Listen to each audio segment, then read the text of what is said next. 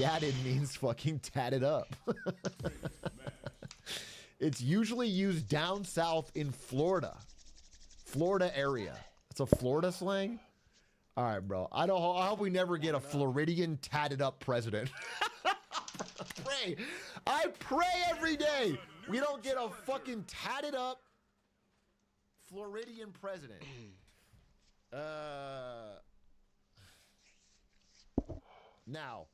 Now, a president who's gatted, that's different. Okay? That's different. A president whose ass hangs out from behind the debate stage, that's different.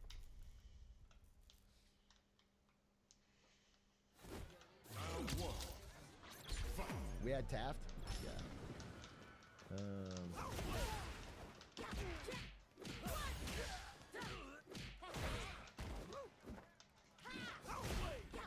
I would get a president who's kind of tall and strong and nose ring. You want a president who's a woman that's kind of tall and strong with a nose ring. This sounds more like you are looking for someone to step on you, or you're seems like you're trying to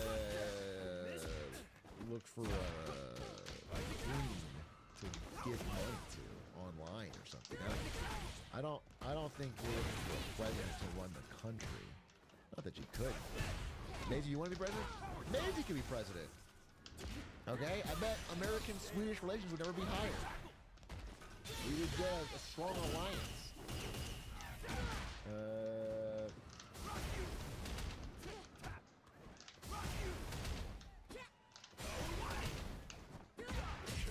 My first act will be making September 30th Leon Kennedy Day.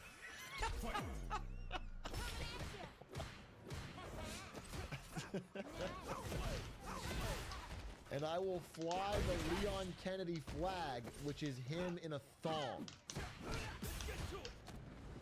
This is not necessarily what Americans need right now. Okay, I understand you're getting a lot of popular support in this chat specifically, but I'm not sure that's going to be what moves the needle on the economy.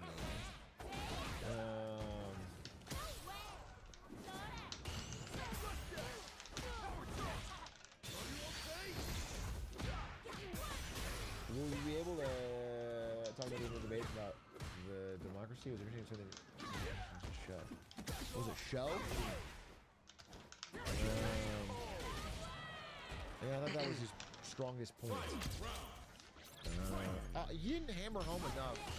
Again, one of the things that I find difficult to, how do I say this? One of the things that makes it difficult for me to give any like credence or trust to Trump on is that everybody he works with ends up hating him. Like consistently, like he hires people that are far, like deep Republicans, and then they end up saying very negative things about him and not wanting to work with him. Like fucking someone like Rex Tillerson, who's like an oil executive. Like that's a bad sign. Like if I was hiring someone or I was going to work for somebody, it's like, you know what it reminds me of? This is why I get a bad vibe. It's just in general. Like even if I'm ignoring actions or if I'm trying to just like, you know, give benefit of the doubt. It reminds me of TSM Reginald. It reminds me of when I was thinking of working at TSM and I started asking people who worked with him. They were going to offer me this amazing pay package. And I was like, wow, this could be really cool. And like, I had every incentive to ignore the warning signs and take this money. But like, I asked people that worked with him and they were all, it was like uniformly. Again, I remember asking a woman who I would be the boss of, I would be her boss. And I was asking her like, hey, what's it like working here? And she like started crying. She started like saying how, and so like, I had just met her and it's like insane. Like that's the biggest fucking red flag that I can imagine. And I ended up like not taking the job. And I couldn't find anyone I could talk to that would be like, yeah, this is a great idea. You're going to love it. And so I like, that is the vibe I get when I look at all of these people who are politically aligned with him, but end up saying, you know, fuck this guy, I don't want to work. Like that to me is like one of the biggest warning signs, because it means not only is like, you know, whether I disagree on policy, it's like I just think it's dysfunctional. I just think it doesn't work.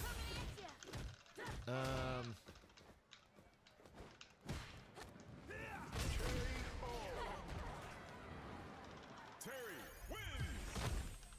Round 1. Fight. Women's ambition just baited you. She quit. She quit almost immediately after I did a good job. I just want you to know. She quit almost immediately.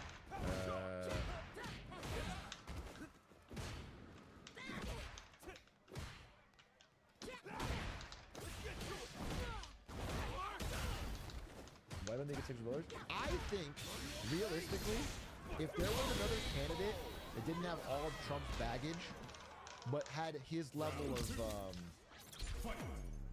being able to say things simply that appeal to voters, because Trump has, the word might be riz, I don't know, he has the ability to like bottom line shit for voters, and like whatever it is, he's got aura or riz, whatever it is.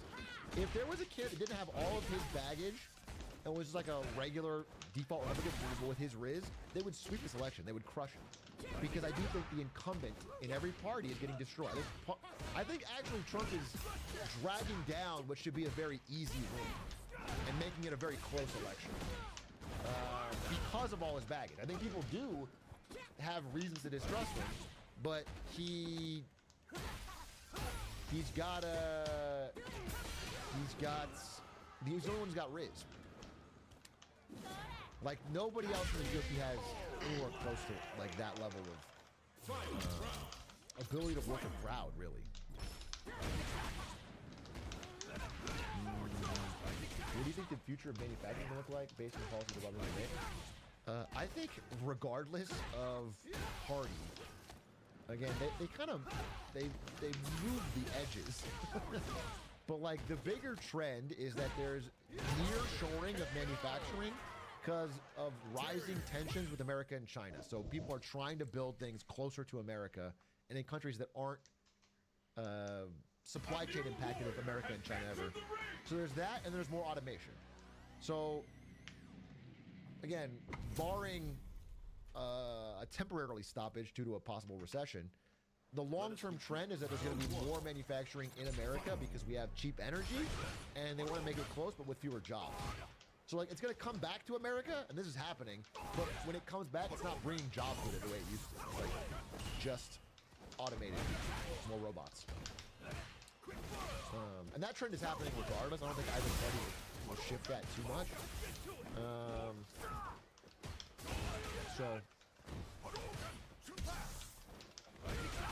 Does America have cheap energy? Yeah, I can't stress enough. I think it's like something that's fundamentally misunderstood, and I think lied about in the debate. America is, right now, the world's only energy gigapower. It's the only one. It is massive oil producer, massive natural gas producer. And it's become this. I'm going to do a presentation on it. I got an OPEC presentation this week. Since 2015, since basically the arrival of fracking and shale, like we have produced so much more oil, and eventually became a net exporter of energy, as I'm saying. Again, for the longest time, America imported oil. We didn't have enough. Now we have enough to even export it. It's a shocking change, and it's relatively recent. Nobody understands it yet. And our energy prices in America are incredibly cheap. I know that everyone complains about gas, but like that is just an American pastime. If you compare us to any other country, our gas is fucking cheap.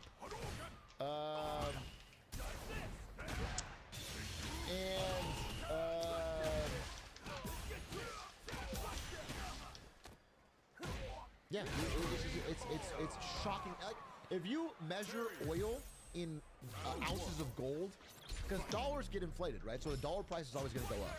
But if you measure oil in ounces of gold, it's like never been cheaper. in like decades. Like oil is actually generationally cheap in terms of like ounces of gold, or like what like if you adjust for inflation.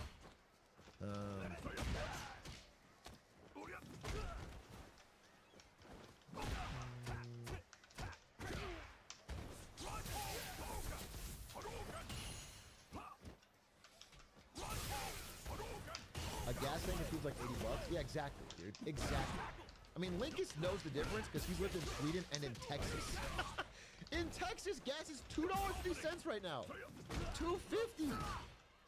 $2.50 a gallon versus it's unreal. And so because of that, and by the way, this is not just gas, but also natural gas. Whenever they do fracking to get gas out of the Permian Basin in Texas, they have a byproduct of a lot of natural gas. Previously, they didn't know how to use that natural gas. It would be runoff. They would let it fucking evaporate into the fucking air. Now they have a use for it. Natural gas is a market, and we have a glut of it in America. And we are finding many ways to use that natural gas in manufacturing. And it's shockingly cheap. Shockingly cheap. And so there is a manufacturing boom happening because of cheap energy. That is happening.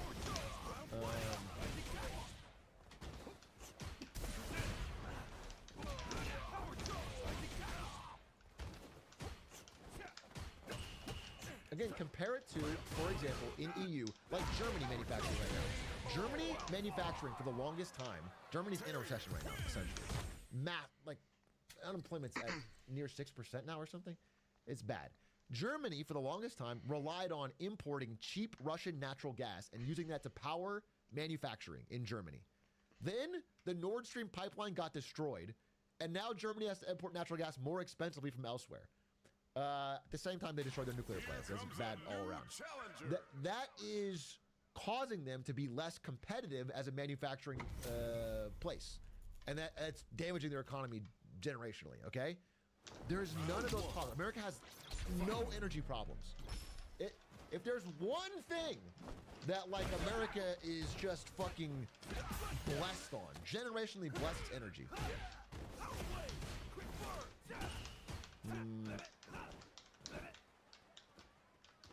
So it was annoying to see that constantly brought up because it's just not true. It's like literally not true.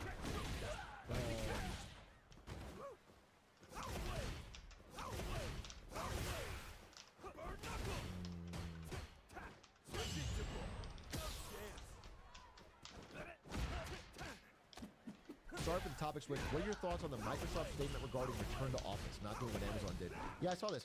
So if you guys know, we talked about it yesterday at Marketing Monday. Amazon is mandating 5-day-a-week return to office, end of work from home. Microsoft came out and said, hey, we're not going to do that unless. They basically said, we're not going to do that unless you guys stop working so hard, unless productivity drops. Basically, it was a non-answer. They said, like, we're wait and see. It was a wait and see that, but was like, hey, you better work fucking hard or we're going to do whatever you want to do. It was kind of a non-answer, but that's what a lot of companies, I think, are doing, are just waiting to see how it goes for Amazon.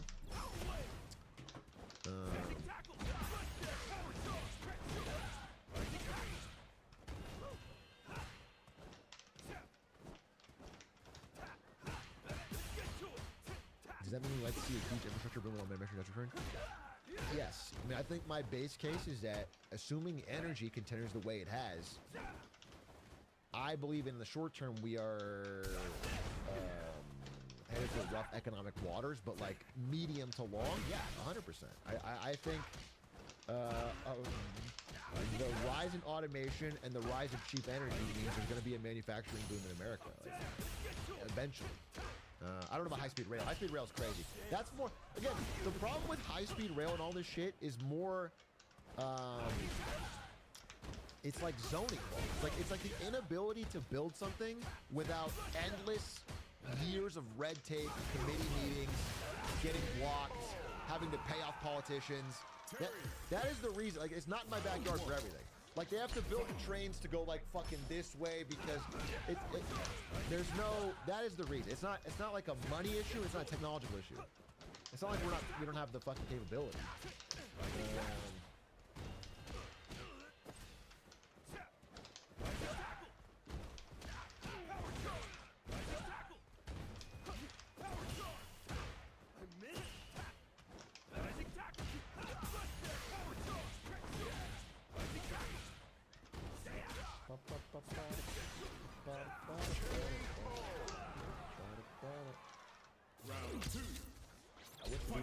running instead. Me too. To be honest, me too. Me too, but they aren't. They fucking aren't, so we got a deal.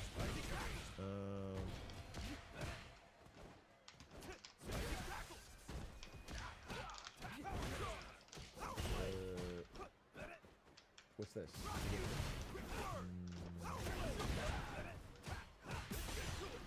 Damn, Jimmy Carter at a hundo. Look at this guy.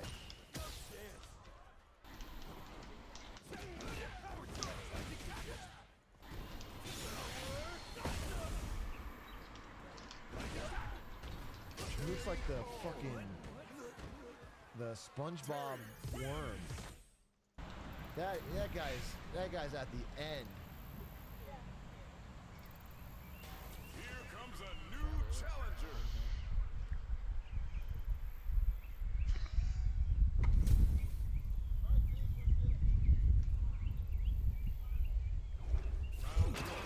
He's almost ready. He's almost ready.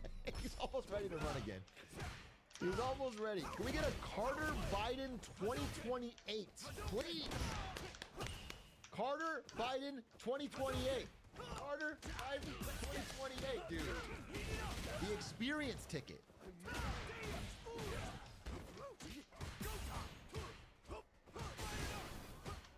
Dude, that's just not a healthy pose.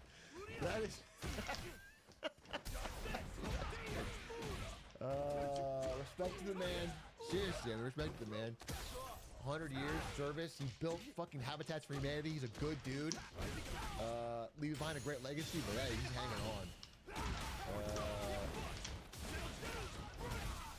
100 years ago. Bro was born in the roaring 20s. He was born when there were flappers. He was born before the Great Depression, before the stock market crash.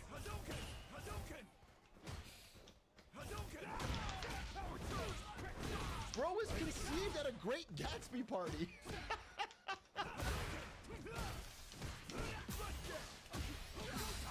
Dude, someone in chat, I'm saying Great Depression before that. They go, before computers even. Fucking super ass motherfucker. Yeah, computers aren't even that recent, bro.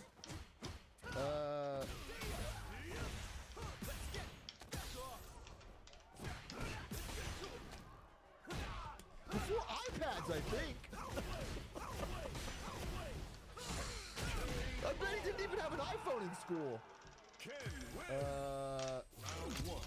Okay, here's a tweet I just got.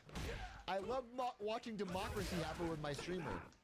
And this is apparently a photo of me saying, where's the glizzy policy, and crying laughing. But I didn't do this. I never said this. This is a mischaracterization. No, you weren't here. I didn't do this. It's not true, because it didn't happen.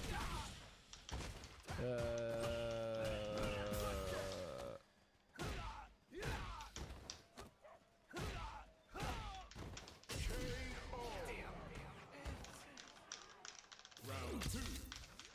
Fight.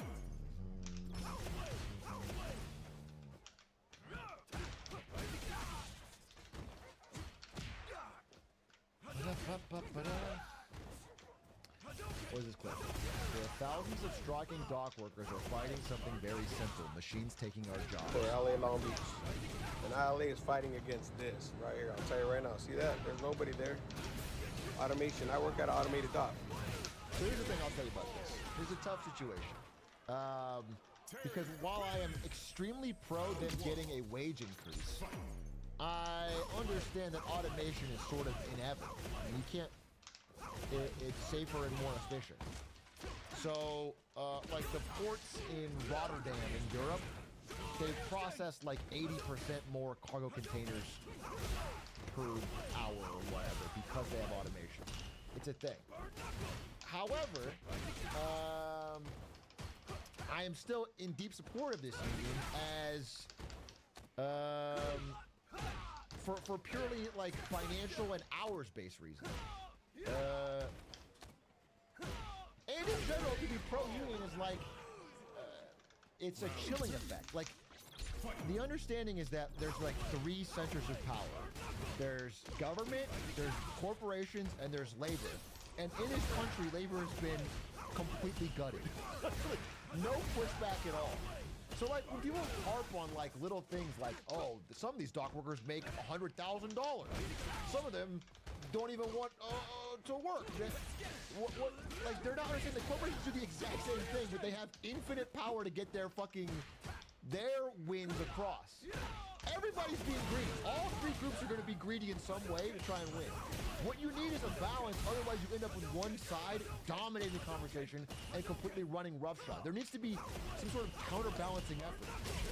That is why I support strikes like these, to create some sort of like pushback, some wall against just crushing every worker in all situations.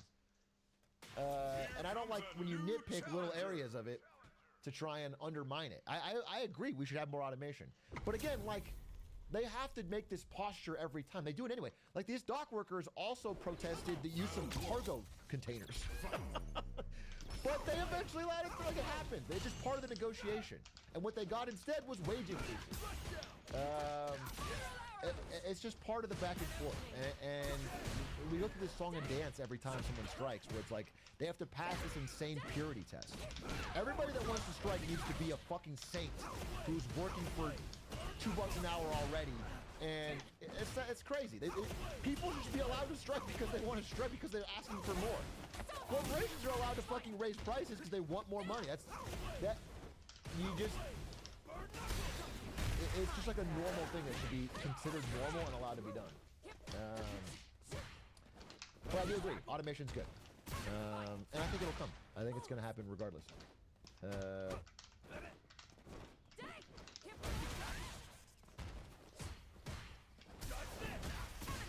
What did I think this? And this. Let's all strike until we get Paper Mario content again. Mad. I shouldn't have said that. Shouldn't have said that.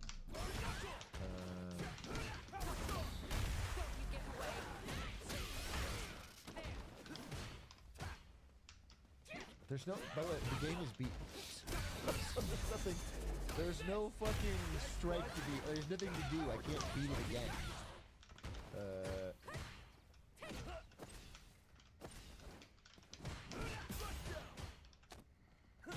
Do you think the Democratic Party will have a better chance of winning if they implemented universal chilies? Yes, I do. I think we should have a nationwide Chili's tax credit, where everything you buy at Chili's can be written off on your taxes. And also like a stimulus check, but it's only for Chili's. Like everybody gets a Chili's gift card straight from Biden every month, just to get one little treat. Don't even make it big. Make it like, okay, here's the thing, chat. I gotta tell you something. There's zero fucking shot I play Paper Mario tonight. So if you're gonna do this bit where you spam dots the whole fucking night, what I'm gonna do is hit stop streaming, go hang out with my family. All right? If I don't, there's not a fucking conversation here. If I'm at a fucking party and you're fucking spamming annoying shit.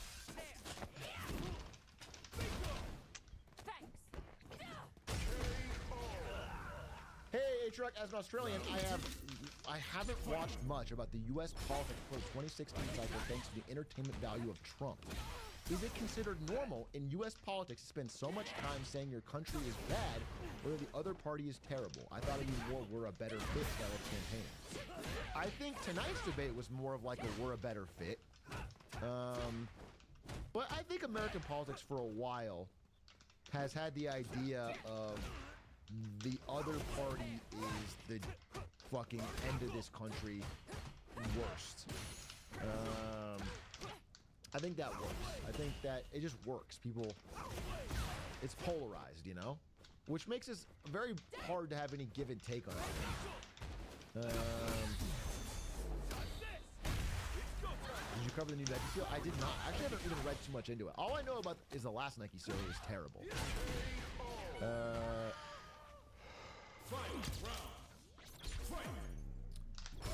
Not to be that guy, but do you think America should go back to gold standard? No, I don't. I don't. And we couldn't do it anyway. It'd be impossible at this point. But the thing the gold standard was good for, this is why a lot of things start breaking in 1971 if you like trace charts back and you get off of it, is because once you no longer have the gold standard, which was a way to counterbalance the ability of governments to print all they want. Before they got rid of the gold standard, if your government spent more than it made, other countries could take those dollars and trade them in for gold. I'd take it out of your fucking reserves. Okay? That's what you used to be able to do. And once they got off of that, there's no check and balance. There's nothing to stop government from printing as much as they want. And that's why since 1971, we've had fucking absurd divergences in prices of things like housing, real estate. There's no fucking, there needs to be something that stops.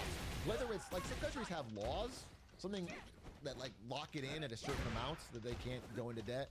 Whatever, there has to be something. There has to be, if there's nothing that stops it, then you get 120% debt to GDP, trillions in debt.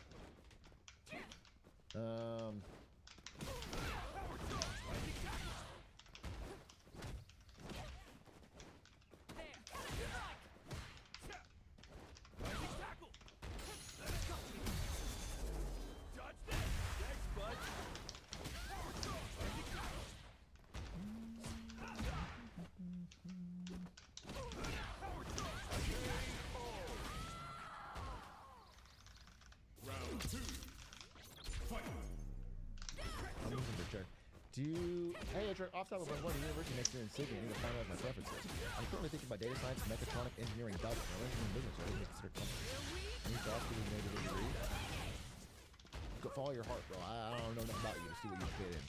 I think, also, you're not locked in. If you try one and truly hate it, try something else.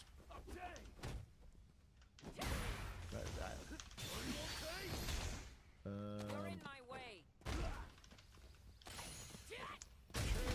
Watching Dick Cheney endorsement? I hate it, dude. I hate it. I don't know why they keep mentioning it. Dick Cheney's pretty universally unpopular. Nobody fucking likes Dick Cheney. His name's Dick, for Christ's sake.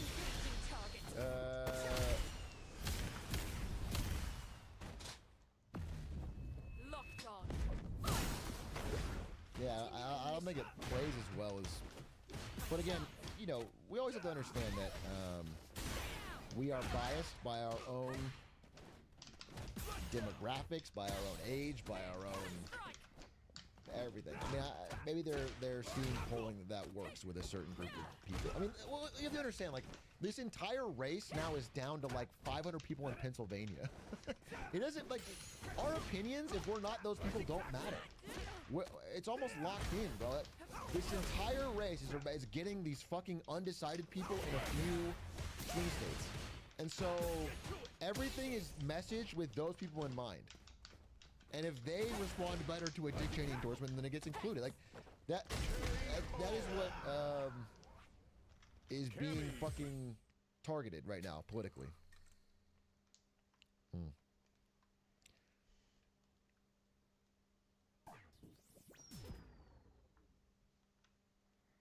Woohoo for being a PA voter. Yeah, your vote is extremely more important than mine. like 1,000 times more.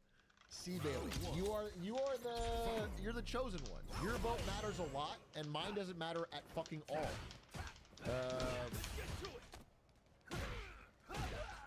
AZ voter. I mean, AZ is important. You should vote. I'm not saying anybody should vote. I'm just saying, like, it's pretty clear that it's going to come down to these few swing states. Most of their states are basically decided, and that's what's going to matter. That's what's going to decide whether they get 270.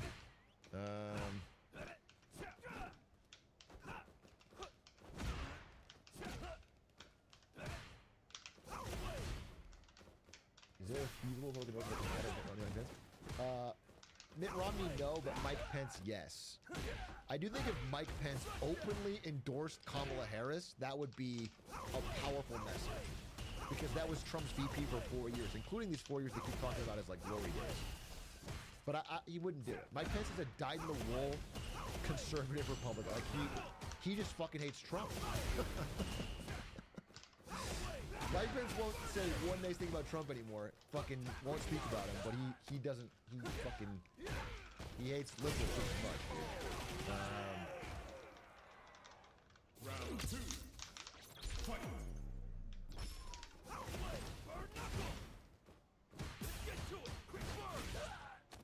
The right artist vice president. It's not about switching people on the right or left. It doesn't happen. There's nothing. There's like no words that get said that's gonna change someone who's already deep polarized in America. They're locked in. They have enough TikToks of their own side to be locked in forever. Nobody's changing. There's a few people who are undecided and easy to switch, and they switch based on a few key points that break through. So if they said, hey, his VP over the 4 years thinks he's unfit and wants Kamala Harris, that could swing some people. That could work. It's a powerful message. But the real thing is about getting turnout of your own side. American politics has become more about energizing your base than it is about convincing other people. There's basically, tens of millions, maybe hundreds of millions on each side. And a lot of them just stay home. They don't vote. So you need to get them excited enough to go out and vote.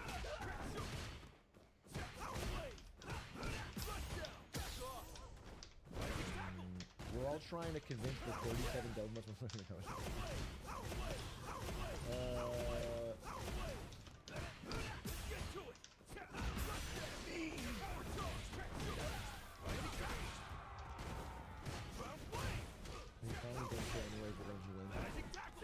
not trying to be so humor about it, but I do think, listen, I have my opinion on the matter, which is that unemployment will continue to tick upwards, and it's going to be a problem.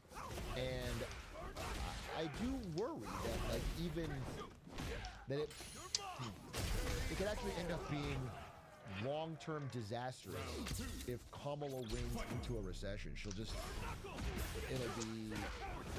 torch any chances of anyone else winning for a long time. I think she'd handle it better. I think the 20% tariff is going to be just absolutely brutal for regular people.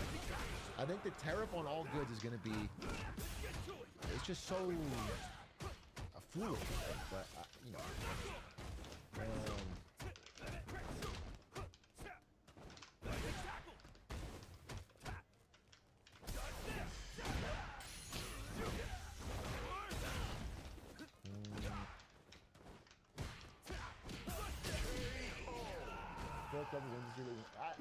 I do believe it.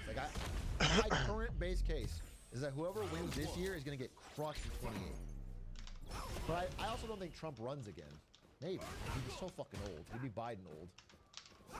Maybe. I don't think he runs 28. He said he's not running in 28. This might surprise you. This might shock you. This might blow your mind.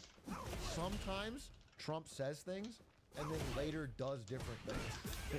Sometimes in the history of Donald Trump, he has said he's going to do something or not do something, and then later done something different. So I can't 100% take this statement as a fact.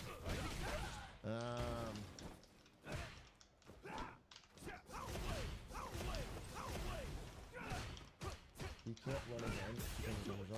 He can't run again, that's correct, if he wins this time around. I'm talking about if he lost this time around, would he run again in 28? He could, he'd be allowed to, but he might not.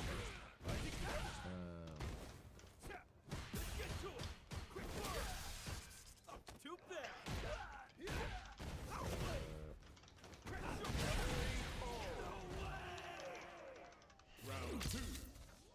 Fight.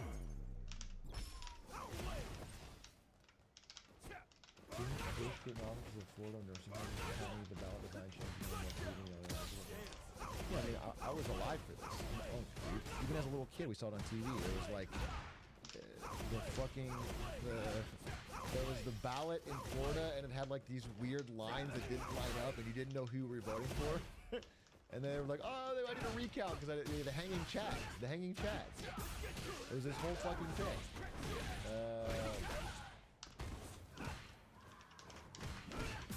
And now we're all chads hanging out. How did that work? Holy shit.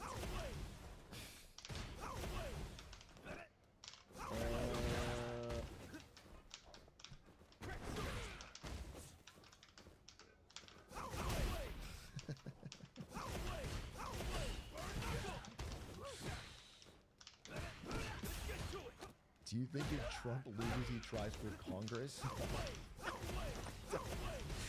I do not think if Trump loses, he starts running for fucking district comptroller or something, though. I think he... listen, again, my base case is that unemployment is going to keep rising. It's going to keep ticking up. And so I think if Kamala wins, it's going to be it's going to be a Republican down ballot. They're going to win House and Senate, and she's not going to be able to get anything through. And there's going to be a constant drumbeat of Trump tweets. Kamala recession, Kamala. So when I think about that, it's frustrating future to announce to me. Even though I think if you throw him into the situation, we're also going to have a recession, and I don't know that his plans are going to work very well.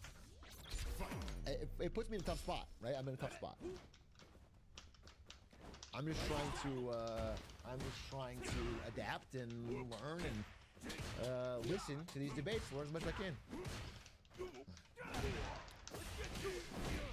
I mean, look, I don't get to it. I'm not doing it. Obama managed second term something different. He did do this, 100%. But Obama is a generational candidate, and they were pulling out of the recession by the end of the 4 years.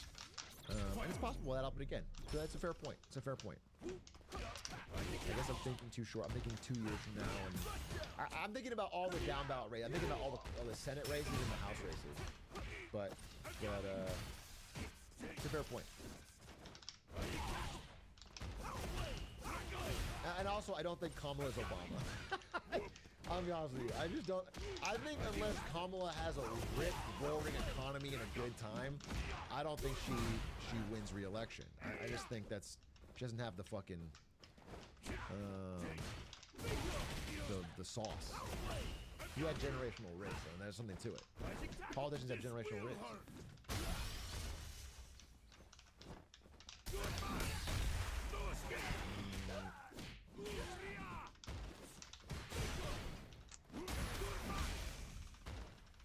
I'm an electrical engineering major who wants to work in power. Bad idea. I like it, but peers say pay isn't good. Well, I would not listen to your peers on the future of industry or pay. They may be right. You should look more into it. But I would say this line of thought would lead you to jump into a lot of bad careers that got oversaturated immediately and end up with you being I think if you have an engineering-based interest, follow that shit. You can make a lot of money. If you're a top engineer in any field, you're fucking good, okay? And you become a top person in your field by being interested in it. So I think if you are truly interested in power and like want to be an expert at it, I think that's a good idea. I think you will find work and you will find a way to make that work. But that's, again, I am not an expert in the industry. I have to look more into it. What about computer science, cybersecurity double major? My understanding is that comp sci is fucking difficult to find a job in right now. Comp sci has had a massive fall off since 2021, and there's a huge glut of candidates, and it's difficult. Cybersecurity, however, is a little bit different. Cybersecurity is in high demand. As corporations get more and more data leaks, and it causes them to get either massive lawsuits or, lost customers or huge fucking legal issues, they are desperately trying to, like, shore themselves up for cybersecurity. But like everything, like, right? So there's a undersupply, which makes wages super high, and everyone wants to go into it, and then there's a glut of people that all follow that at once, and then it flips. That's like the cycle that happens. There's something that's like, oh, this job is so great. There's nobody has it. You can make a ton of money in it.